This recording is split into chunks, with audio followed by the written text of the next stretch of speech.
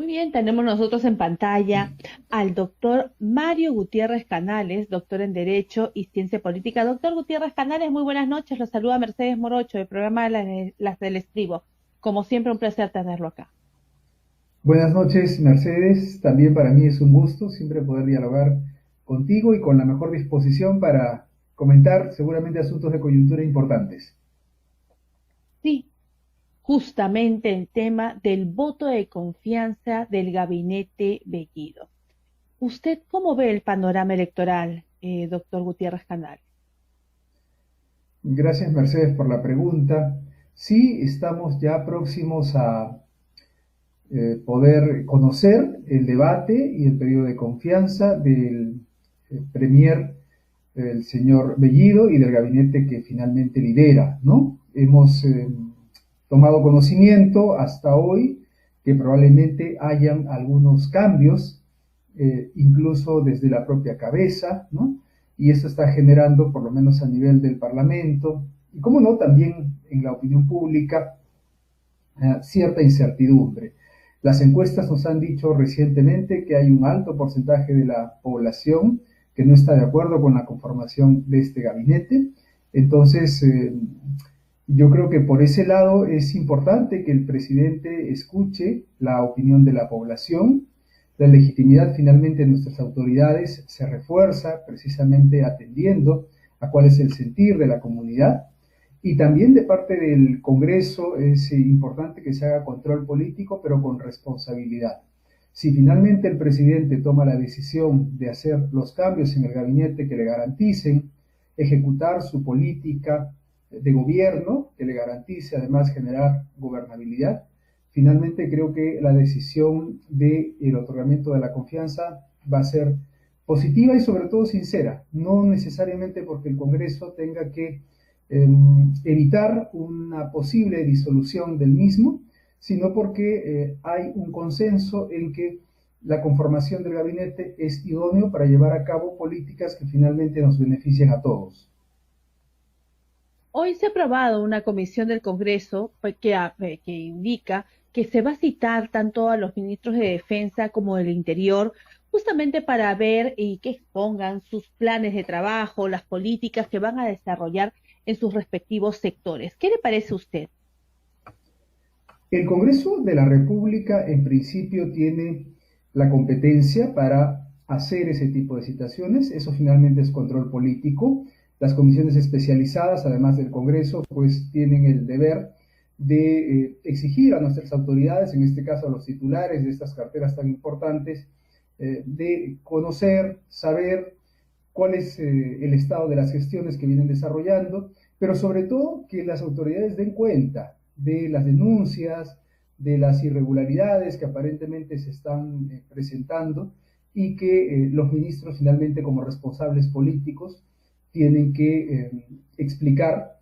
Creo que en el nivel del diálogo es donde se debe desarrollar el control político del Parlamento. Primero hay que escuchar, primero hay que saber cuáles son las respuestas ante denuncias que son de interés público y luego de ello ya tomar decisiones si es que las mismas son insatisfactorias. Yo creo que en todo supuesto esto es positivo. Es positivo que los ministros den cuenta de su trabajo. Lo negativo es cuando hay un abuso del derecho, ¿no? Todavía estamos empezando este periodo de gobierno, también este periodo parlamentario. Entiendo que es una primera ocasión, un primer acercamiento que se está teniendo con relación a estos ministros, pero si es que también pues el Parlamento permanentemente los cita, como ha ocurrido en periodos anteriores, y no los deja trabajar, yo creo que allí podríamos tener algún exceso que no es lo correcto ni tampoco lo más adecuado, ¿no? Está bien que den cuenta, yo estoy de acuerdo, sin embargo, precisamente los ministros que acabas de mencionar, hay un trascendido de que serían removidos, ¿no? Antes de que el primer ministro solicite la confianza. Si fuera así, ya estas citaciones dejarían de tener efecto, ¿no? Doctor, justamente lo que decía era algo importante. Y también hay las voces de Perú Libre dentro de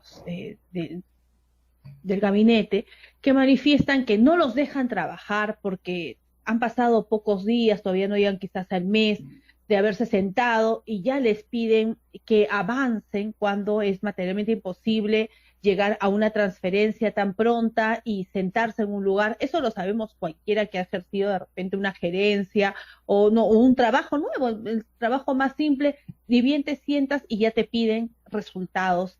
Y eso, como usted lo detalla y quizás lo podemos ampliar un poco, ampliemos un poco este tema, eso es un abuso, es una intolerancia por parte de la otra parte que piensa que deberían de realizarse las cosas tan rápidamente.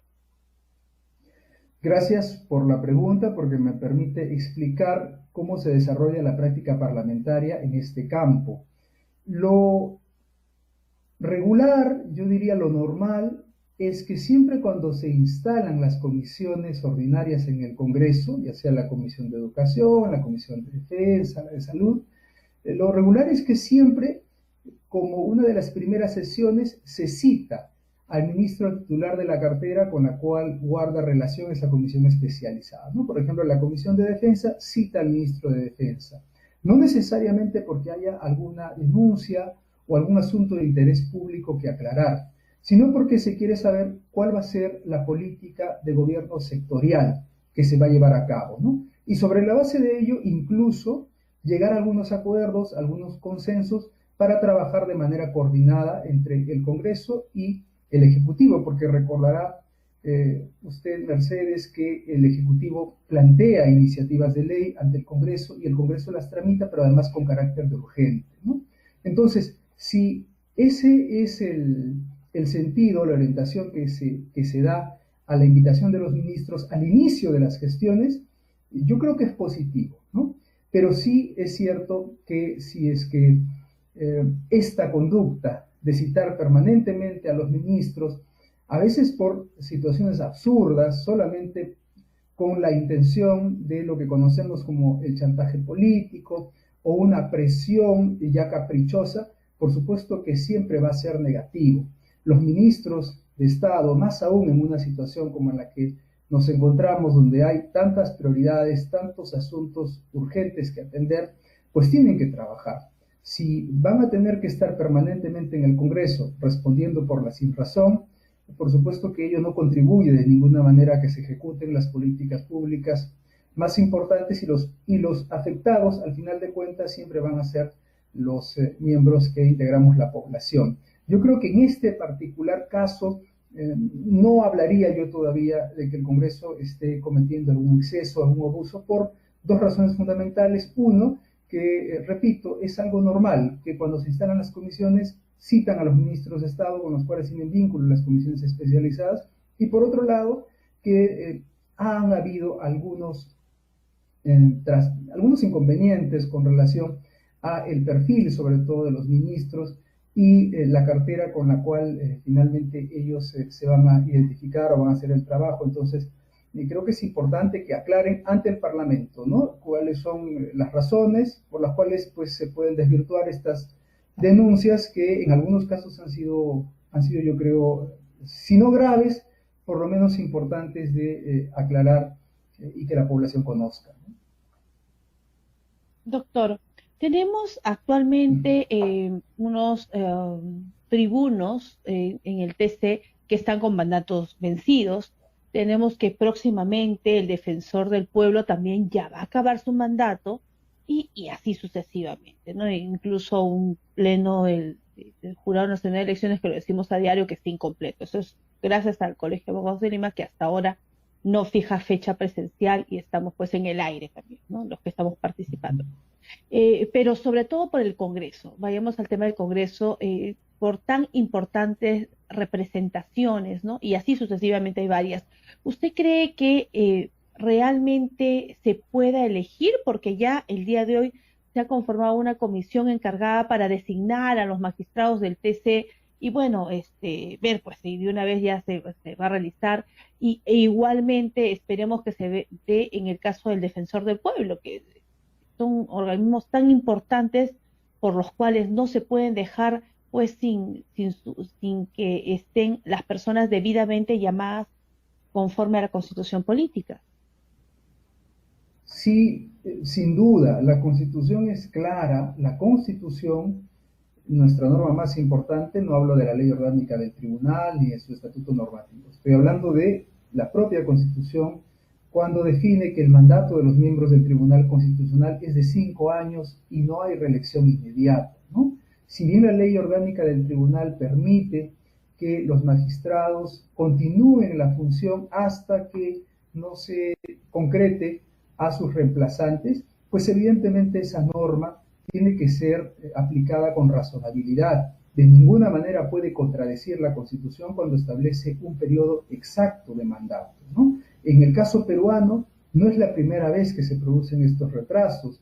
Hemos tenido magistrados como por ejemplo el doctor Vergara Gotelli, que estuvo casi 5 años adicionales a su periodo regular, es decir, incumpliendo esa disposición de la propia Constitución en la práctica, pues que dice que solo son 5 años y no hay reelección inmediata.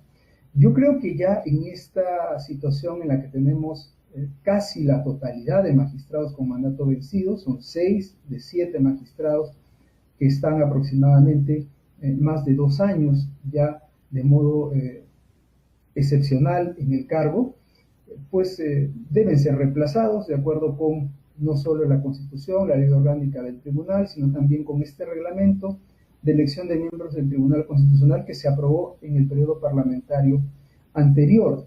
Ahora, tampoco creo que sea excusa decir que hay una medida cautelar. Recordarás, Mercedes, que precisamente se suspendió la elección anterior por una medida cautelar del Poder Judicial, que aún no ha sido revocada, que en principio está vigente, pero esa medida cautelar estableció que se suspendía, ¿no?, la elección que se había convocado para que se desarrolle una sesión de pleno hasta que no se resuelva el proceso principal, ¿no? Entonces, esa medida cautelar estaba referida al acto propiamente de elección en el pleno, no así a el inicio del proceso que corresponde a la comisión especial que acabas de referir tú, que efectivamente ya en este Parlamento ha empezado a tramitarse como tal, ¿no? Entonces, yo creo que sí es positivo que este Congreso inicie el proceso de selección de magistrados del tribunal, porque es un proceso que no es acelerado de ningún modo, sino todo lo contrario, debe ser un proceso lo más transparente, lo más objetivo y lo más técnico posible, por lo menos en ese nivel, en el nivel de la comisión encargada de seleccionar, de evaluar a los mejores candidatos para ser miembros de este importante órgano, ¿no? Ya será el Pleno del Congreso en su oportunidad el que se encargará de elegir. Esa es una decisión eminentemente política, porque en el Pleno los congresistas no están sujetos a mandato imperativo alguno, pero esta comisión de selección que tiene un reglamento que cumplir, donde hay criterios, donde hay porcentajes de evaluaciones, hay entrevistas que se van a cumplir, hay principios como la meritocracia, la transparencia, la publicidad, en fin, todo esto se tiene que cumplir y en todo caso hay que estar muy atentos. En todo caso, resumiría lo que te acabo de decir, es que este Congreso tiene plena legitimidad, autoridad, competencia y legalidad para elegir a los nuevos miembros del Tribunal Constitucional. Es un asunto urgente, sí, porque ya los miembros del tribunal que deben ser reemplazados tienen mandato vencido, ya con un tiempo más que razonable, entonces se debe empezar a trabajar, pero hay que ser muy rigurosos en que se cumpla ese reglamento especial, sobre todo en el ámbito de la calificación, de la meritocracia que deben cumplir los aspirantes. Yo creo que si es que finalmente se observa esto de forma estricta, vamos a superar los inconvenientes que hemos tenido en el proceso inmediatamente anterior, ¿no?, donde hubo los problemas que todos ya conocemos y que no permitieron hacer el reemplazo respectivo. Que se cumplan con los requisitos, como bien lo dice, con la meritocracia, que sean las personas más idóneas, porque al fin y al cabo es el máximo intérprete de la constitución política, los que están en el Tribunal Constitucional. Entonces tienen que tener un perfil el más idóneo, el transparente, intachable, sobre todo intachable, independencia, para que sus fallos no sean politizados y no se tergiversen. Doctor Mario Raúl Gutiérrez Canales, muchísimas gracias por la participación en el programa, importantes sus apreciaciones.